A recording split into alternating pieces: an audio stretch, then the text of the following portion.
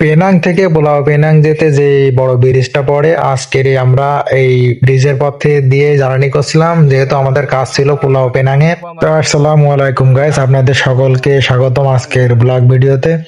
আশা করি আপনারা শেষ পর্যন্ত ভিডিওটা দেখবেন। তো ভিডিওটা কিন্তু আমি ফুল জার্নি করছিলাম না, মানে মাঝখানের দিকে যখন আসছিলাম ওই সময়ই ভিডিওটা করছিলাম।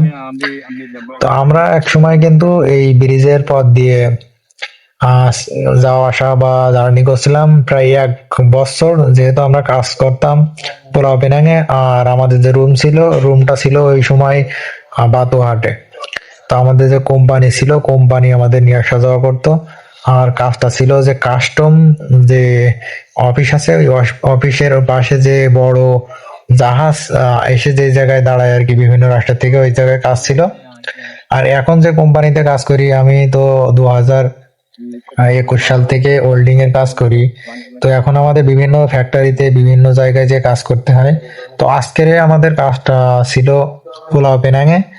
তো আজকের দিনের জন্যই আর কি, একদিনের জন্য যাতে মানে আমরা যাচ্ছি বা এই কাজটা শেষ করে আসবো।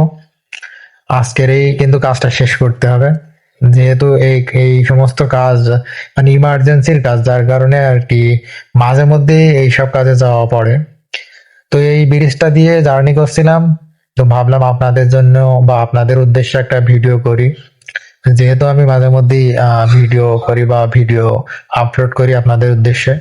তো আপনারা অবশ্যই জানাবেন মালয়েশিয়াতে যারা পেনাঙে থাকেন, আহ আপনারা যারা জার্নি করে প্রতিনিয়ত এই ব্রিজ দিয়ে যাওয়া আসা করেন বা জার্নি করে বিভিন্ন জায়গায় কাজ কাম করেন, তবে মালয়েশিয়াতে জার্নি করলে কিন্তু কোম্পানির গাড়িতে বা কোম্পানির যে যারা নিয়ে আসা যাওয়া করে এইসব ভাবে ছাড়া পার্সোনালে যদি যাওয়া আসা করা হয়, সেক্ষেত্রে নিজের মোটরসাইকেল যদি থাকে সেই ক্ষেত্রে কিন্তু মোটরসাইকেলের আর লাইসেন্স অবশ্যই থাকতে হবে।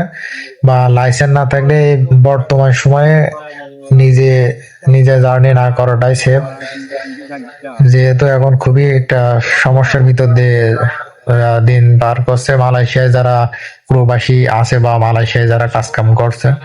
তো পেনাং এর ভিতরে আমি দেখছি যারা আর কি যে পেনাং এর ভিতরে যারা কাজ করে বেশিরভাগ মানুষই কিন্তু এই যে নিজে নিজে যাওয়া আসা করে কাজ করে। আর যে ওয়েল্ডিং এর কাজ বা ফ্যাক্টরি যে সমস্ত কাজগুলো বেশিরভাগ জায়গায় কিন্তু এই যে নিজে নিজে যাওয়া আসা করতে হয়। তো আমাদের যে কোম্পানি বা আমাদের যে বস, আমাদের যে সিস্টেমটা হচ্ছে, যদি দূরে কোথাও কাজ হয় সেক্ষেত্রে বসের যে ভ্যান আছে বা বসের যে গাড়ি আছে এতে যাওয়া আসা করে বা এতে নিয়ে আসা যাওয়া করে। আর যদি কাছে কোথাও যে ফ্যাক্টরিতে কাজ কাম হয় সেক্ষেত্রে কিন্তু আমাদের নিজের সেভাবে যাওয়া আসা করতে হয়। তো ভিডিওটা আর বড় করব না, আপনারা সবাই ভালো থাকবেন। আসসালামু আলাইকুম, আমার জন্য দোয়া করবেন, সবাই সাবধানে থাকবেন।